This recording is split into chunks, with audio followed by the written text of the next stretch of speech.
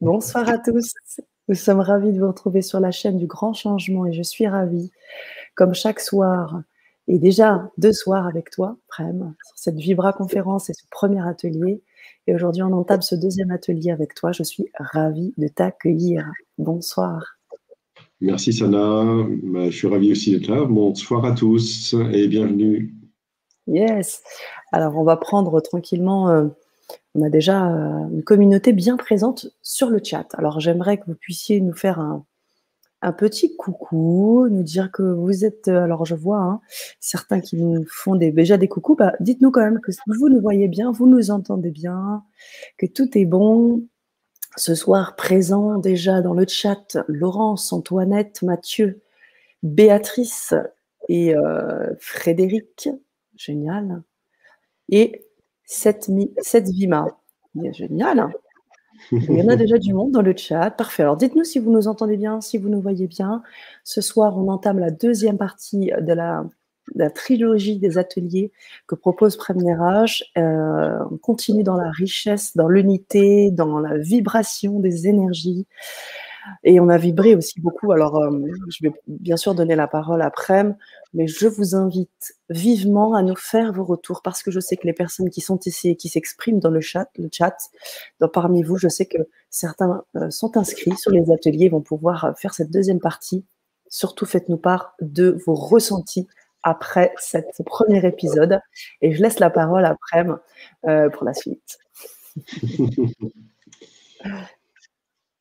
Bien, en fait, c'est vrai que la semaine dernière, on a levé pas mal de lapins, ce que j'appelle les lapins, c'est-à-dire des choses qui sont toutes les émotions, les croyances et voilà, des choses qui sont un petit peu délicates, on va dire, en ce moment et qui résonnent beaucoup en rapport, entre autres, en fait, à l'actualité et au changement planétaire. Tout à fait. Aujourd'hui, on a commencé les exercices quand même, on a été assez concis, assez rapide en fait la semaine dernière. J'ai vraiment senti que ça a beaucoup bougé. Oui, il y a Sylvain qui dit épuisé, c'est pas surprenant. Voilà, ça a vraiment beaucoup bougé facilement pendant quand même 4 jours. Voilà, c'était quand même assez intense. Mais on a fait du rapide, vraiment très très bien. L'accompagnement qui a été en fait jour et nuit en fait, hein, donc pendant cette période-là. Donc, vous voyez, c'était pas juste les 1h30, 2 heures que l'on a passé ensemble. Donc, c'est des modifications vraiment corporelles, vibratoires en fait, qui sont en train de se faire, qui sont en train de se jouer en fait en ce moment, avec bien sûr une occupation du cœur dans le corps. Les changements vibratoires viennent de là. Les nouveaux états de conscience aussi arrivent à ce niveau-là. Et on voit bien que même sur un espace en fait aussi court de 1h30 à 2 heures, en fait, il s'est déjà passé énormément de choses. J'espère que vous avez bu assez pour nettoyer les reins et de façon à ce que ça. Moi, j'ai préparé. Voilà, ça puisse sortir. Il ne faut pas trop boire pour ne pas épuiser les reins, mais il faut boire quand même, on va dire, allez, en gros, un litre par jour, 1,5 litre. Des fois, c'est trop. Donc voilà, il ne faut pas forcément. Voilà, parce que les reins sont quand même très, très sollicités aussi en ce moment. Voilà, et aujourd'hui, en fait, on va passer à, je ne vais pas dire à un niveau, on va vraiment aller surtout dans la prolongation bien sûr, de ce que l'on a fait la semaine dernière, en poussant un peu plus, en fait, les intégrations. On va rentrer plus en profondeur, en fait, dans le corps, jusque dans les os, en fait, vraiment au niveau de la densité, en fait, osseuse de notre corps. Et on va voir ce qui se passe aussi au niveau de la glande pinéale. Mais là, on va voir ça au fur et à mesure, tout simplement, de ce qui va se faire en fait ce soir. Génial. J'en profite pour mettre les partages. Après le premier atelier, je me suis sentie tellement heureuse de vivre. Je le mets aussi en évidence. Merci Béatrice pour ce commentaire. En off, Prem me disait, et alors et toi, comment ça s'est passé? Je me dis, super quoi, j'étais super bien derrière. Donc, je suis complètement d'accord avec toi, Béatrice, que c'est le même ressenti, ce ressenti d'être heureuse de vivre. Génial. Alors, je t'ai coupé après, donc tu disais qu'on allait aller plus en profondeur, jusqu'aux os, jusqu'à l'ADN, j'imagine, aussi. Oui, là, de toute façon, il y a des modifications au niveau de l'ADN. On va dire, il y a c'est autant en fait un repositionnement en fait de certaines,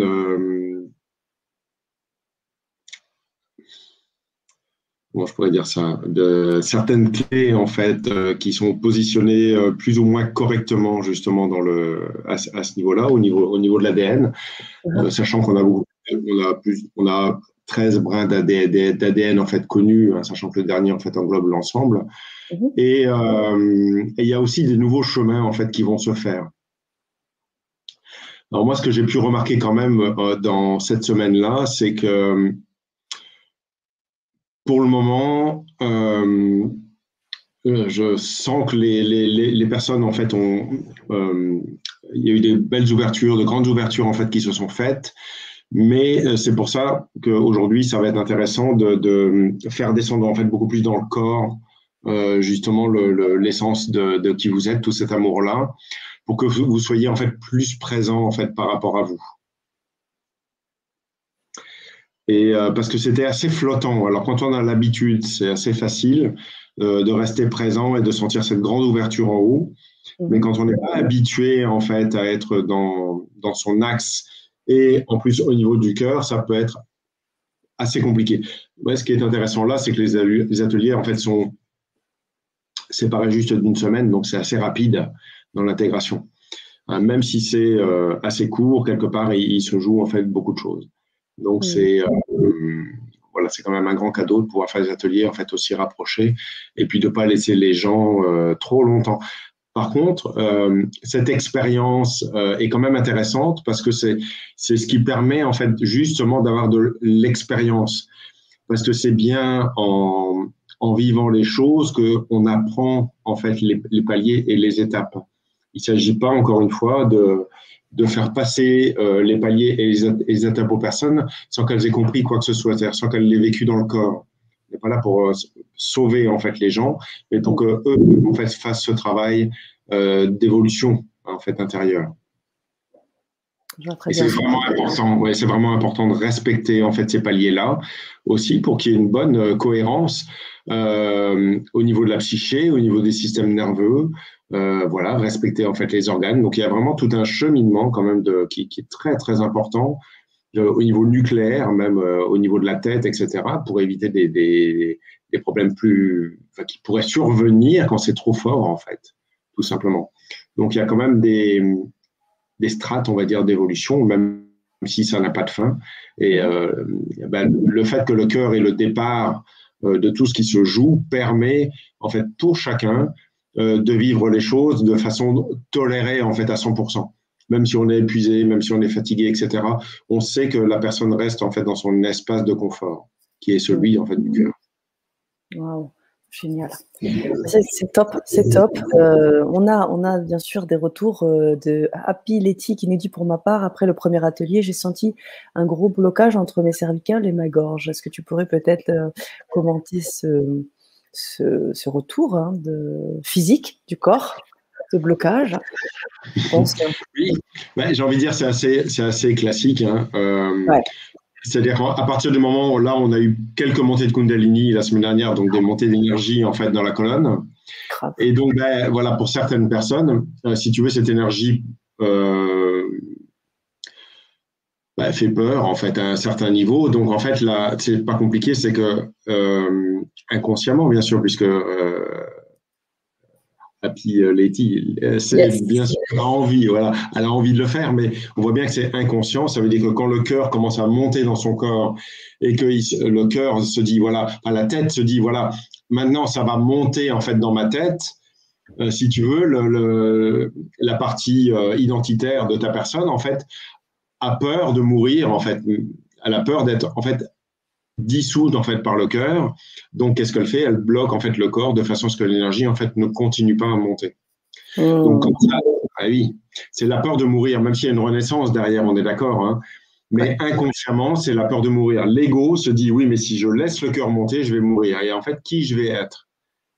Si tu as par exemple l'habitude de fonctionner d'une façon, etc. depuis que tu es enfant, et puis que demain on te dit bah oui, mais maintenant ça va plus exister. ben, tu te dis, ouais, mais attends, si ça n'existe plus, j'ai basé toute ma vie avec ces émotions, avec cette croyance, et si le cœur vient me dissoudre ça, qui je suis? Qu'est-ce que je peux faire? Donc, en fait, c'est comme un saut dans le vide, et c'est vrai que quand on est dans ces espaces-là, il faut, si on a envie d'être vraiment mis en avant, vous êtes obligé, entre guillemets, bien sûr, de prendre un risque, et ce risque n'est pas véritable. Il est uniquement identitaire, en fait. C'est la peur de perdre son identité, de perdre son ego, en fait, pour devenir plus divin. Hein, ça veut dire que, en tous les cas, dans l'expression, hein, c'est ce fameux conflit de territoire entre le je, c'est-à-dire l'ego, et le divin. Le je, lui, il veut garder le contrôle du corps et veut, en tous les cas, aime bien sûr l'amour, mais dans une certaine mesure où ça va le servir. Où lui, en fait, va pouvoir garder son identité. Mais si, par contre, il se sent en danger et il se dit, ouais, mais là, si je laisse plus d'amour encore dans mon corps, je risque de vivre, qui sait, un amour inconditionnel, un amour désintéressé, etc., etc. Et ben, en fait, il va plus ou moins se laisser faire en fonction de comment le chemin, en fait, se vit, en fait, à l'intérieur de chacun. Et ça, donc, c'est propre à chacun. Donc, juste pour donner un petit conseil, quand ça bloque comme ça, en fait, c'est pas très compliqué. Ce qu'il faut, c'est d'ailleurs, il faut oublier toutes les pensées, c'est-à-dire toutes les pensées qui viennent, qui vont tenter, que ce soit la culpabilité, le fait de ne pas y arriver, le bavardage qui se dit ah oui mais j'y arrive pas, etc. Enfin voilà, tout ce qui fait que tu pourrais tourner en rond, en boucle en fait dans quelque chose qui va pas te servir. Il faut revenir au physique. En fait, ce qui est super, c'est que là, quelque part, ton corps te montre exactement où ça bloque. Ah oui, c'est très concret. Donc, à partir de là, ta conscience, celle qui est d'accord pour faire le chemin, va tout simplement faire une décontraction des endroits qui sont bloqués. Tu vas continuer à faire la respiration et à un moment donné, tu vas voir, ça va vraiment monter en fait. À un moment donné, tu vas pouvoir faire ce passage où le cœur va venir occuper la tête et tu vas t'apercevoir en fait que tu n'es pas en danger. Et à force de vivre cette expérience et de voir que tu survis en fait à l'amour, eh bien, tu auras plus de facilité et voilà, ce sera plus facile d'y aller en fait et de passer des paliers après qui sont encore plus grands, plus vastes, plus profonds aussi. Merci Prem pour ta réponse. Merci à Piletti qui nous a aussi liké puisqu'elle est sur Facebook là. Elle pourra donc elle nous like là, nous envoie des cœurs, c'est génial. Merci beaucoup. Et la détente aussi, l'envie de beaucoup de détente pour Mathieu. Et puis un peu de fatigue. Est-ce que c'est parce que ça travaille? Est-ce que c'est l'effet après Kundalini? Oui. Voilà. C'est Vima qui dit également une seule fois par le coronal pendant toute la phase des montées de Kundalini, plein de pensées, des anciens traumas. Voilà. Donc, beaucoup de choses qui se brassent en fait, hein, si j'ai bien compris. Oui, parce qu'en fait, là, on embrasse en fait la globalité de la personne. C'est-à-dire qu'il n'y a rien en fait chez qui que ce soit qui va déranger. C'est-à-dire qu'en fait, tout est accueilli en fait vraiment dans le cœur et on laisse le cœur vraiment faire les choses, quoi. Et ça, c'est vraiment important pour que chacun soit justement se sente en sécurité avec toute la bienveillance en fait nécessaire à transformer des grandes choses dont heureusement généralement on en sait peut-être que 3% de la réalité de ce qui se joue. Et tant mieux, parce que il y a des choses qui ne sont pas forcément très confortables, mais elles se transforment en fait un peu comme en arrière-plan sur un ordinateur, tu vois. Et le travail se fait quand même. Et c'est mieux parce que si on voyait certaines profondeurs et mais que la conscience n'est pas prête en fait à voir des mondes différents avec ou alors ce serait vécu avec des interprétations ou un jugement considérable, ça poserait un problème justement au niveau de l'identité et pourquoi pas les deux pieds sur le frein. si c'était des choses, on va dire, plus obscures qui dérangeraient en fait la personne, mais aussi à l'inverse, ça peut être aussi une échappatoire en fait à une sorte de paradis perdu, tu vois, qui ne se vit pas dans le corps, et puis quelqu'un qui pourrait développer du coup un mal à vivre dans son incarnation. Voilà, ce qui est, on va dire, deux paradoxes qui peuvent se rejoindre, avec lequel il faut avoir justement cette conscience. Euh, il est important d'avoir vraiment de la bienveillance en fait pour les personnes, tout en étant quand même avoir une certaine direction, quelque chose qui est d'une certaine façon assez fort, c'est-à-dire qui fait partie de l'axe et qui ne déroge pas en fait de son axe, une intégrité totale. Il y a une incarnation, comme tu disais, qui est très bien dans l'atelier. Oui. Être totalement incarné. Eh bien, si tu veux bien, Prem, on va basculer. Chers auditeurs, on va basculer sur le lien privé. Donc, toutes les personnes qui sont présentes ce soir, qui se sont déjà procuré les ateliers, on se retrouve tout de suite. Vous n'avez strictement rien à faire. On va donc enlever tous les liens publics pour pouvoir commencer notre atelier. Je vous invite à nous suivre. Je vous ai mis le lien pour pouvoir vous procurer les ateliers de Prem.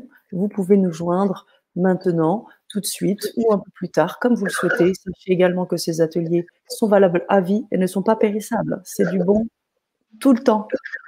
Même si dans un an, vous voyez cela, vous pouvez encore prendre ces beaux ateliers et les vivre en temps venu, si je peux me permettre. Je vous souhaite une belle soirée. Je vous dis à tout de suite, Prem, à tout de suite, chère communauté, et tous ceux qui se sont procurés les ateliers. À tout de suite. À tout de suite.